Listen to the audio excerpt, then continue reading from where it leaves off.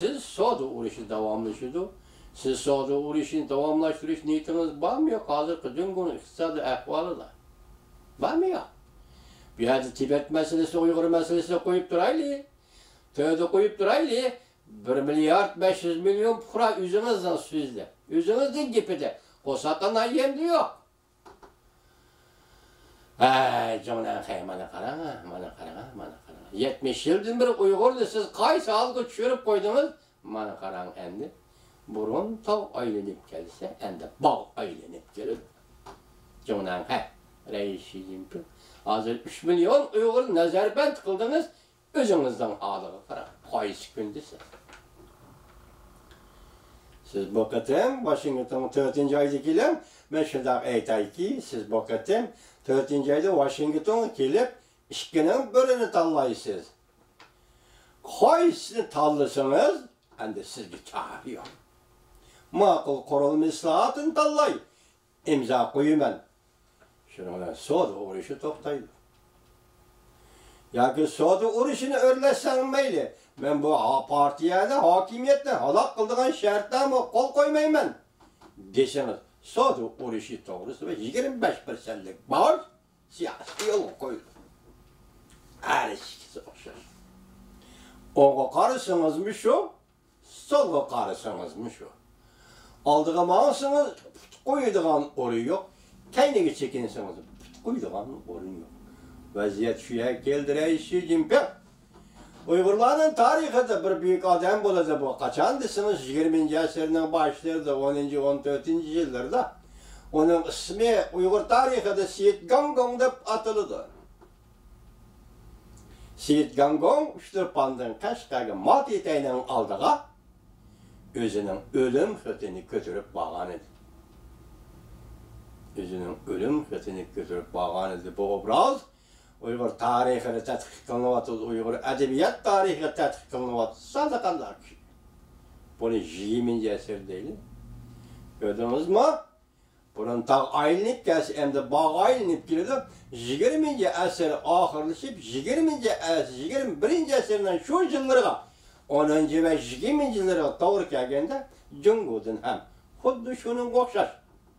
Uygurların içinde Siyit Gangong çıkkanda, Cungu'dan hem, Xi Gangong oturuğa çıkıyor. Ben dedim başta, iki xili yol. Aldığa mansınız mı şu? Kaynığa mansınız mı şu? Bunun imza koysunuz, o kalıdı. Onun imza koysunuz, bu kalıdı. Hoş, bunun içinde ne mi iş yüz birdi? Cumhuriyet'de ne mi iş yüz birdi? Taptane diye adli iş. Hazır bir ben torbiyete turuptu. Bu torbiyeteden yana bir haberde ne mi deydi? Cungu Kompartiyası ne mi deydi? Hele Xi Jinping dehşetlik bir vaziyette.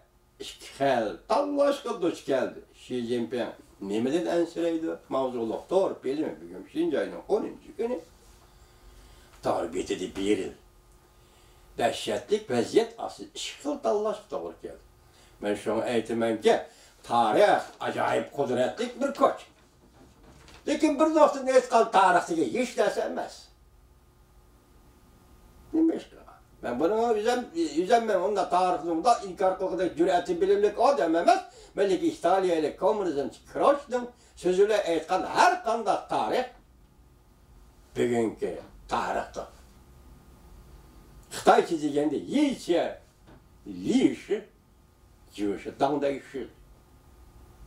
Bunu Arlıqda Hillary Clinton xodim bir qatam ishlatgan, tarixni so'zlab, bunu deb yumisam bo'ldi, hamma ish hozir bitim o'zi tarix.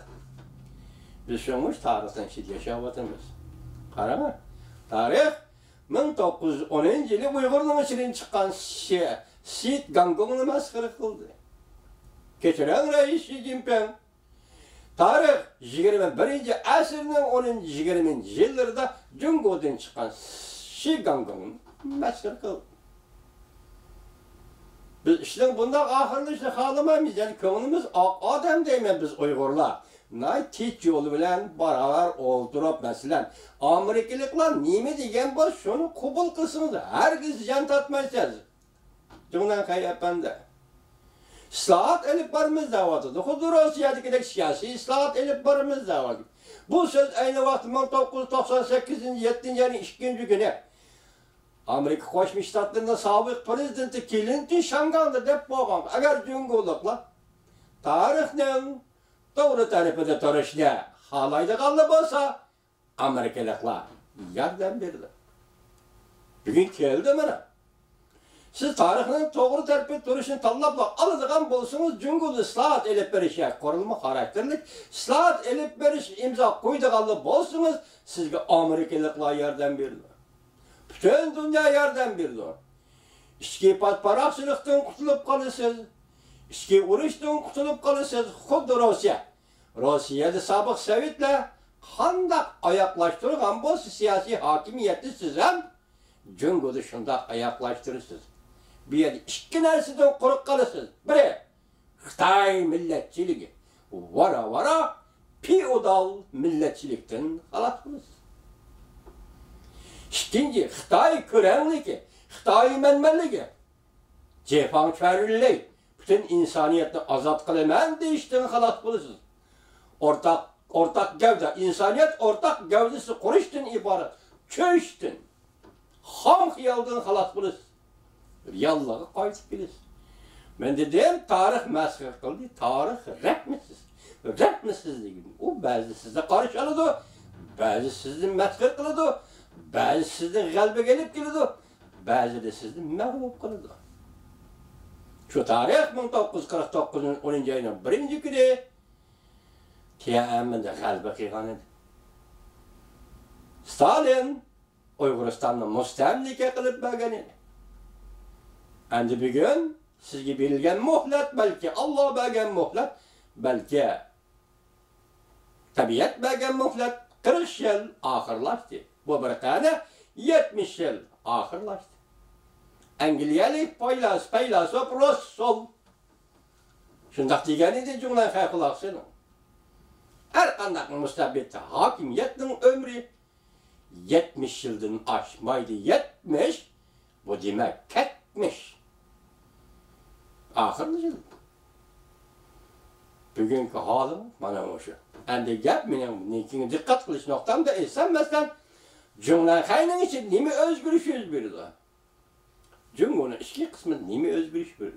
Gapning qizig'i mana bu yerda.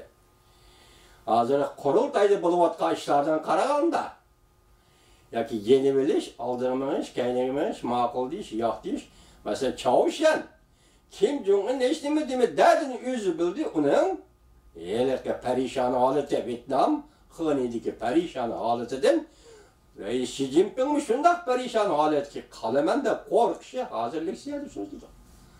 Bu demak, musha holda siz allaqachon o'zingiz tiklagan deyli, masalan, shundoq bo'lsa, tiklangan bo'lsa, yoki kompartiya zo'ravonlik bilan o'kmirlik qilib tiklagan deyli, agar shundoq bo'lsa, tiklangan bo'lsa, Jungo'da tiklangan o'zingizning obrazini o'zingiz yo'qotdingiz. Demak, siz Washingtonga kelishimga imzo qo'yish uchun kelolmaydigan bo'ldingiz. Qo'rqdingiz. Parishon olg'a tushib qolaman deb qo'rqdingiz. Analiksiya shunda. Demak, o'zingizning obrazini o'zingiz yo'qotdingiz. Siz o'g'alvolchilikni tilga olgan edingiz, Reis Xi Jinping apandi. Rossiyada o'g'alvoli kam degan selektorsak, sizning o'g'alvolchiligingiz boshqa o'g'alvolchilik emas. Selektorib boqayli. Gorbachev imzo qo'ydi, ma'qul dedi. 15 davlatga parchalab etdi Sovetlarni. Shunga Gorbachevning o'g'alvolchiligiga sizning o'g'alvolchiligingiz shu bo'ldiki, mustamlik Uyg'uristonda 3 million Uyg'ur nazarband qildingiz. Selektirib bakın. Siyaset noktası selektirib bakın. Kanun noktası selektirib bakın. Ahlak noktası selektirib bakın. Reis Xi Jinping 3 milyon adamla balacak ata-anasını ayırıp nazarband qilish. Selektirib bakın. Reis Xi Jinping. Bana qarang, jur'at qilib bir chiroyliqa munosabat, diplomatik munosabati bor davlat Amerika Qo'shma Shtatlariga jur'at qilib kelolmaydigan holga tushganda siz hammani qaytadan o'ylashingiz kerak. Bu bir shaxs bir taraf qila oladigan bir hol emas. Jungo Kompartiyasi o'z oldida bir taraf qila oladigan bir hol emas. Cumhuriyet Kompartiyasının 3 milyon kişilik harbiy qo'shini mi, qurolliq atroflari mi bir taraf qila oladigan bir hol emas. Bu faqat diplomatiya sohasidagi bir ko'rinish. Shu ko'rinish, shu so'rinda jur'at bormi yo'q, aql bormi yo'q, farosat bormi yo'q, axloq bormi yo'q. Faqat mush yo'l bilan hal bo'ladigan emas. Biz alaylik, hozir Cumhuriyet Kompartiyasi 10 türlük meseleге duch keldi. Masalan, birinchi Amerika Cumhuriyet savdo urushi yomonlashib ketdi. Amerika Cumhuriyet munosabati zo'r ko'lamda to'qinishdan geriga kelib qoldi. Ikkinchi, Cumhuriyet iqtisodining taraqqiyoti ostilab ketdi. Cumhuriyet iqtisodi muqim bo'lamdi, bo'lmandi, sanaqqa duch keldi.